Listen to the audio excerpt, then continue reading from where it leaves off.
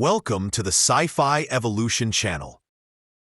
The civilization was called Nouveau Ray. When Zoari Prime gained the status of a Class 1 civilization, its leaders decided it was time to enter into an interstellar conflict.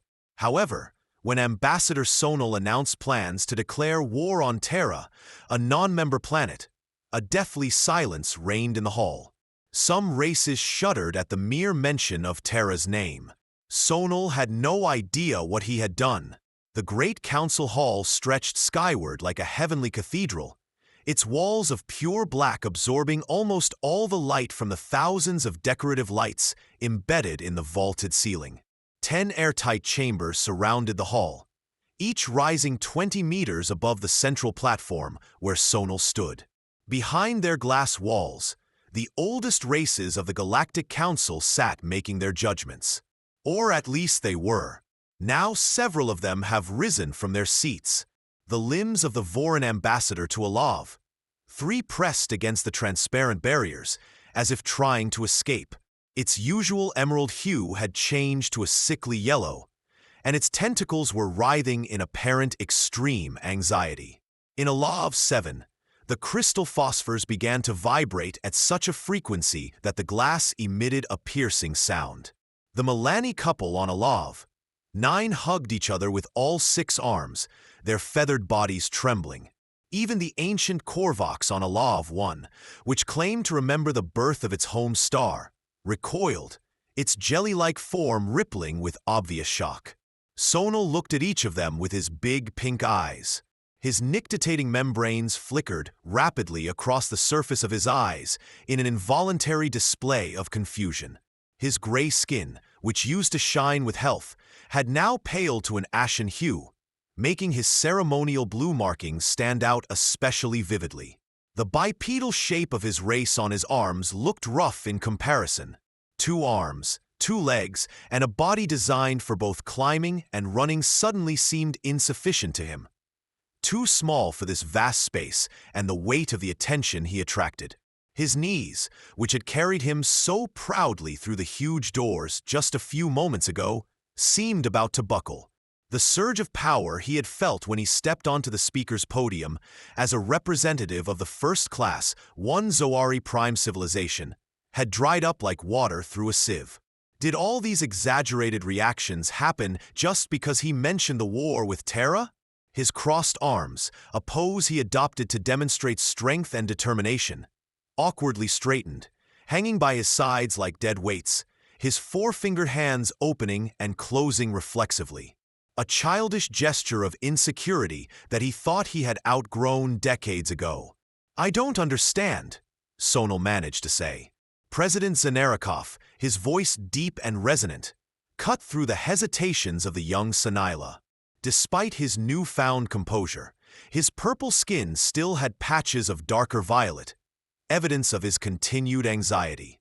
His incredibly long tail wrapped around his shoulders like a living scarf, tightening its coils as he leaned forward in his niche. This movement was a deliberate, calculated gesture to attract attention, and he succeeded. All the eyes, compound, simple, and various other sensory organs, turned to him. "Young Sonny," Stro began, his voice carrying the weight of centuries. "Sit down before you fall.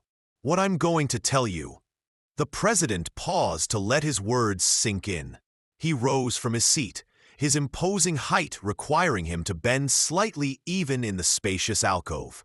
His hands moved in complex trajectories, a gesture rooted in the ancient Zenurex tradition. "Terra, my friends, is the cradle of humanity, the highest race in the galaxy. 200 standard cycles ago, we made a serious mistake. We were arrogant and intoxicated by our collective power.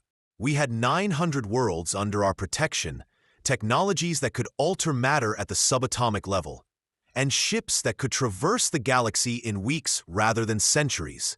He stopped at the window, his hands pressed against the glass. "We discovered Terra and saw what you see now, a primitive world barely capable of space travel. But we also saw the potential for growth, for progress, for life. Let's work together to save our races from extinction." Having divided into separate nations, we expected them to become an easy target. Just an addition to our collection, the image of the president in the mirror showed how his facial features sagged under the weight of memories of shame. We have sent a full-fledged military fleet consisting of 300 capital ships, 2,000 auxiliary vessels, and 500,000 of our best soldiers. On the outskirts of their star system, we encountered 42 human ships. A bitter laugh escaped the president. 42. We expected a massacre. Straw turned away from the window, his lower arms folded behind his back, and the upper pair gesticulated expressively. It was a massacre, of course, but not the one we expected. The president resumed his nervous gait.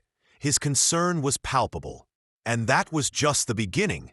When we tried to gain a foothold on their oceanic planets, they released AI submarines, machines capable of withstanding pressure that would crush most life forms. These devices remained dormant on the ocean floor for months, waiting for the perfect opportunity to strike. They hunted in packs, displaying cunning and patience bordering on malice. We've lost entire invasion forces to opponents we haven't even seen.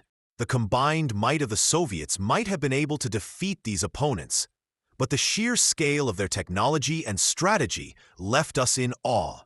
Of course, the Soviets, united in their efforts, could have defeated these enemies, but the sheer scale of their technological prowess and strategic brilliance left us in awe. Sonal, stop pacing and turn to me. Do you know how the war ended, young ambassador? Not by our triumph, but by the mercy of humanity. They could haunt us. The fleets have returned to our home worlds. Instead, they offered conditions, one condition. Terra and all human colonies should have been left alone forever. Any race that violates this agreement will face not the wrath of humanity alone, but also the wrath of the Soviets. We accepted. What choice did we have? Soil felt his legs shaking. He wanted to sit down, but he couldn't bring himself to show such weakness. But we're a Class 1 civilization now, he said, grasping at the achievement that brought him here. We have used the full energy potential of our planet. Of course it means something. Strat's tail whipped against the wall of the niche with a deafening crack. Do you know the origin of the classification system? Do you know who first came up with the idea of measuring civilizations by their energy consumption? The silence that followed was a sufficient response. People, Stroh said, his voice dropping to a whisper that somehow filled the room. Man, he continued, came up with the very idea of measuring civilized societies by their energy output. A scientist named Kordysov proposed this in the pre-space era.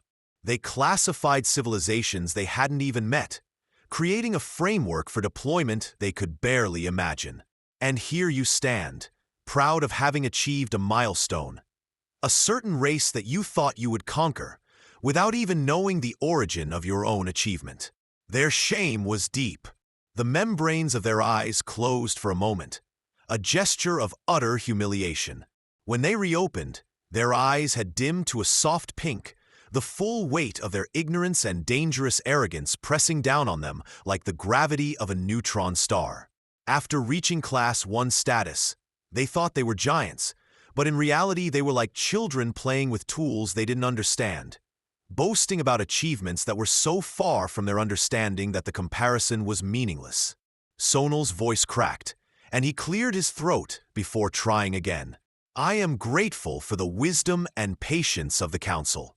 I will return to Zoari Prime immediately and inform my government that although we still have a lot to learn before we can fully integrate into galactic civilizations, we must not interfere in the affairs of Terra. Terra is a sleeping giant that should be left alone.